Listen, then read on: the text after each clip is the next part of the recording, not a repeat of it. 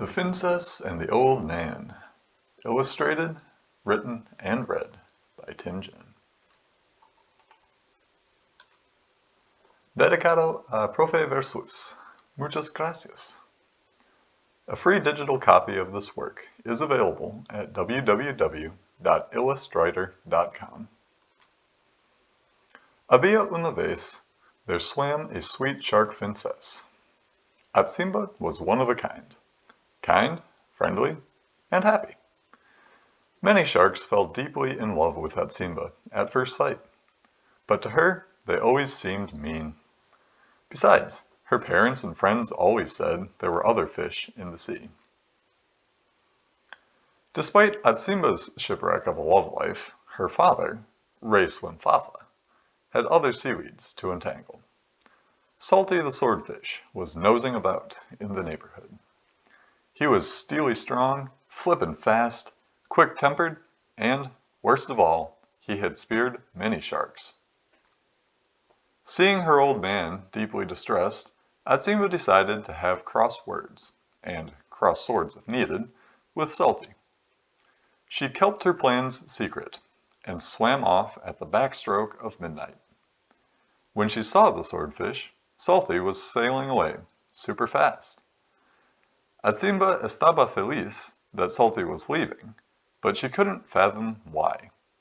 Curious, she followed at a distance. Above water, the sun burst on the scene. As Atsimba looked about, she saw a boat. In the boat was un hombre mayor. He didn't notice Atsimba, but she immediately forgot all about old Salty. She couldn't work up the courage to introduce herself. But as she tailed the boat, she often heard the old man sigh and say, "I wish the boy were here." Atsimba wondered whether boys were kind and friendly, or mean, but the old man had a soothing voice, and she didn't worry about what it meant. Atsimba followed the old man for so long that she lost track of time. One day, she realized que ella estaba perdida. When she snapped to, she suddenly saw the Swordfish, but Salty stayed strangely still, slightly swaying in the sea.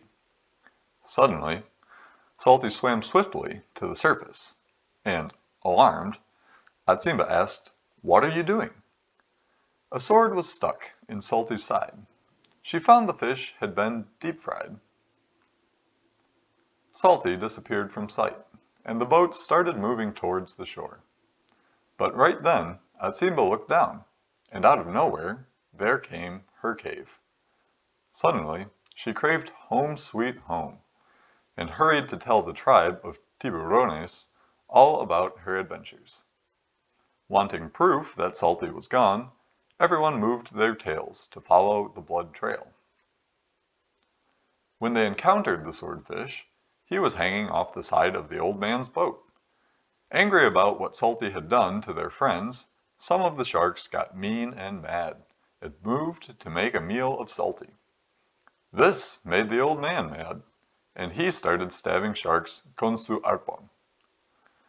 Atsimba's kind heart wanted everyone to be friends, and she tried to talk the tribe into a truce.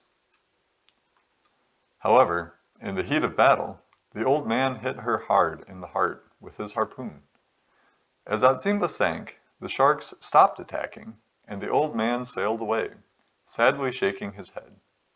Que triste! With salty tears streaming from his face, Rey Swimfasa told everyone to just keep swimming.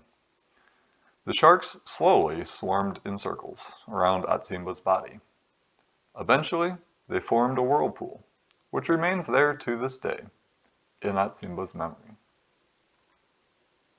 El fin. Get it? Fin? Please pardon the old man humor. I am trying to be finny. About the IllustWriter. I've enjoyed drawing sharks for as long as I can remember. Speaking of long times, sharks have actually been around longer than dinosaurs. Another favorite to draw from my Anything with Sharp Teeth collection. Love you, Mom. Fun fact. Anyways, when I had the opportunity to complete a high school assignment and draw sharks and do the whole thing in Spanish, I quickly dove right in. Years after getting a passing grade on the project, I went through old sketches for inspiration, and La tiburona y el hombre mayor came up for air. From some very basic Spanish, I retranslated the book back into English, and then took some creative liberties. I added picture book pieces that I really love as a writer. Story, alliteration, puns aplenty, and even a rhyming couplet for good measure. A word on writing. For the full backstory, please view the Fincess intro video on my YouTube channel. In short, the story is part Spanish fairy tale, part The Old Man and the Sea, and part Tim's wacky sense of humor and style.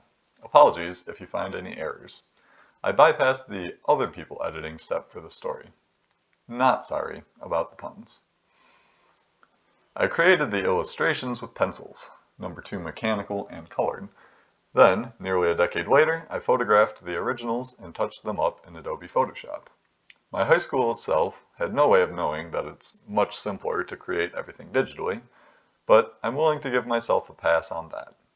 If I ever get the time, I may end up redoing the illustrations and turning it into a proper book.